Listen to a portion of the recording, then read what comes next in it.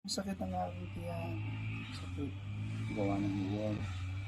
Kaya dapat, ito, sabihin mo sa mami, Mami, i-cutter mo ang aking nails. Tanggalin mo yung mga maduduming nail para hindi na mag-stay diyan yung worm.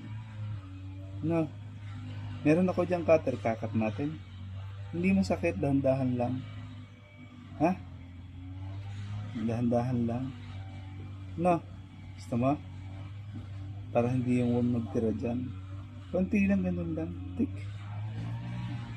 Ano? Tik. Tik. Ganyan lang. O, ay, ang haba eh. Oh. Dami. Dami. Kaya nga, andun. Dami. Ayun. Ayun. Gawang silbi.